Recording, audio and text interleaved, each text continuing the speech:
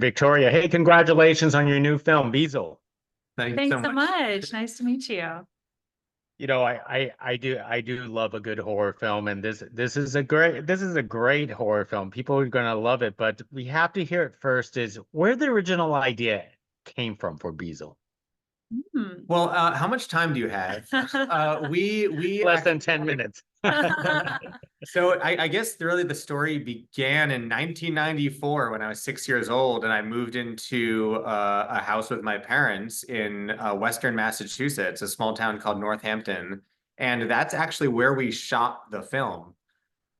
When I was 6 years old, I remember the first night in this house, I was absolutely terrified. My bedroom was above the basement where there was this giant boiler system that just made all of these creaks and noises. And right next to that was a crawl space that actually extended the entire length of the house. And I remember hearing like tapping noises from that. I mean, it was absolutely terrifying. So writing That's this film really was not too much a stretch of the imagination for me. And it was really fun to sort of go back to my childhood and just remember all of the terrifying things that I experienced or just dreamt up as a 6 year old. You know, and anything with the basement could be left to the imagination. You could have chose anything.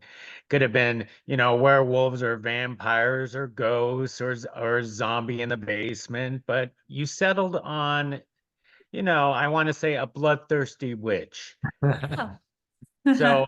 So, so how did we come to this? All right, I'm happy with that choice. Yeah, I am as well. I think that, as Aaron said, we did shoot in Western Massachusetts. Massachusetts really has a lot of history of witches. There was probably that in the back of our minds of like kind of going with what Massachusetts is also known for.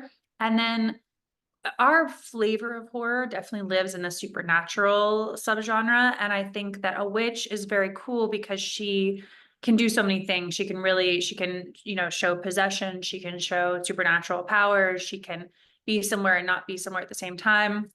So as writers, that really gave us a lot of like flexibility on what we'd be doing to torment our audience.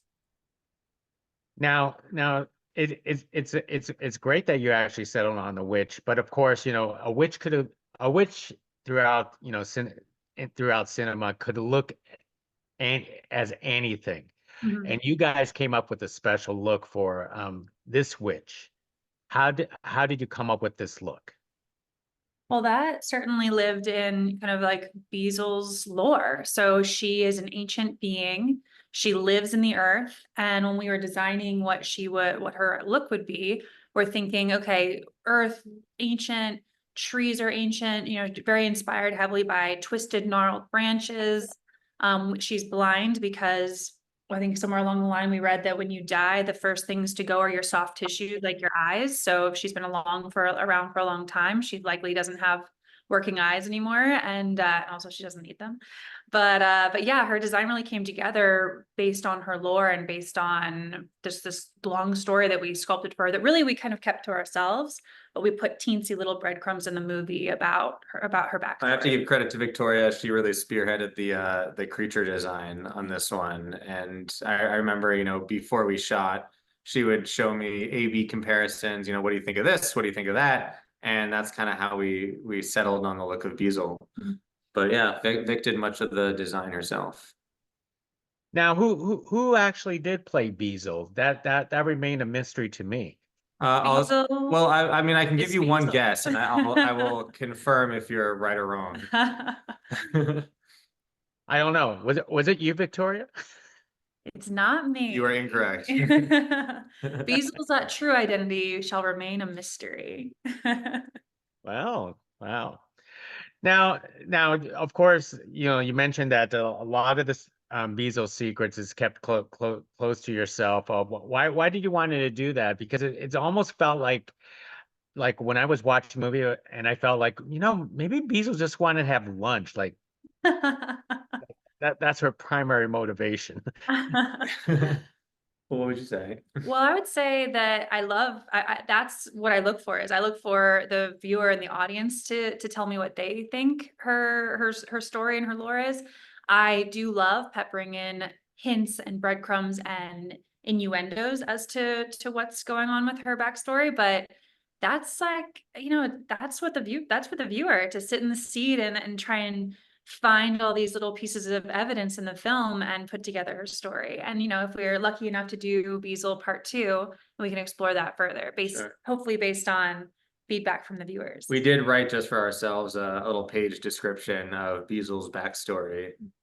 Just so that when we were shooting, we kind of had a good idea as to who this character was and why she does what she was, why she does what she does, and so on and so forth. Wow.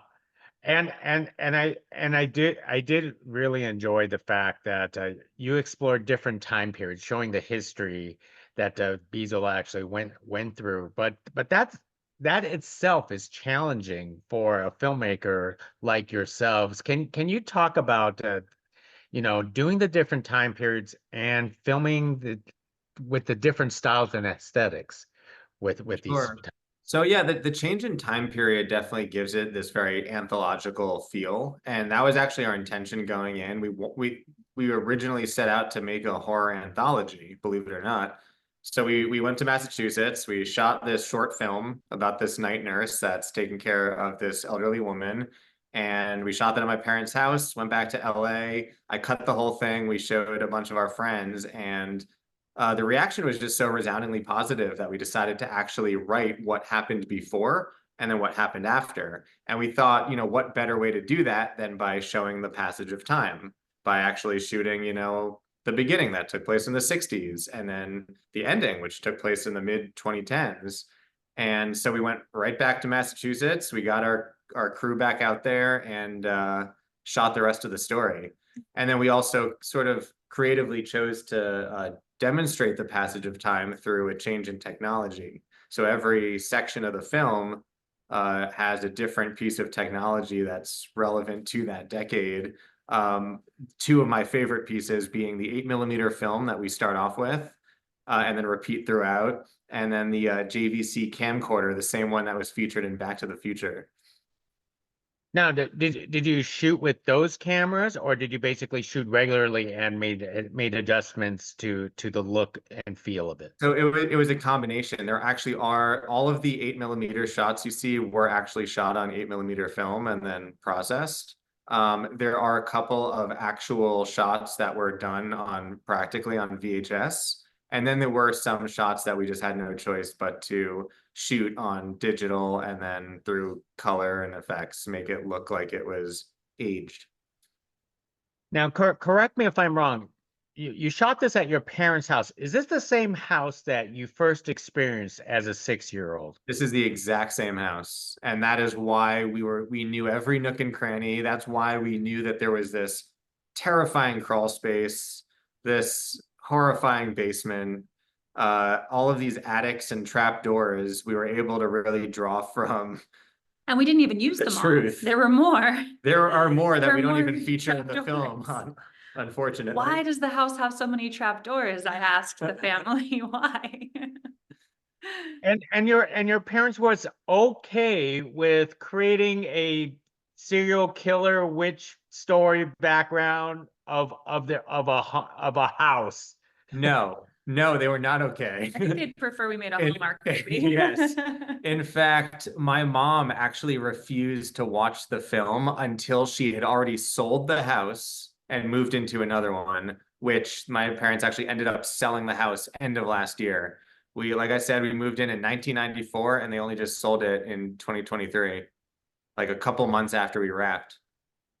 Oh wow, that's that the house is such a quite another character in the film. It really is. I don't know what you're gonna do with it with the sequel unless the witch could actually move to a brand new house or something like that. Well, apparently the new owners are happy to hear about the history we created for the house or the house's history itself. So They you call never it, know. the new owners call it the murder house, and that's how it's known in the neighborhood because we left blood stains on the basement floor and on the walls of the bedroom. That's the beauty and magic of filmmaking and your guys' love for this. But let me wrap it up with one last question. Because the fact that I know you two love the genre of horror.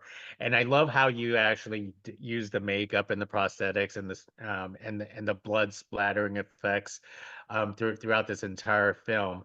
But I always ask horror filmmakers like yourself, because there's always a debate between, practical versus CGI. Obviously, I think you're on the side of practical, but which side do you prefer and why?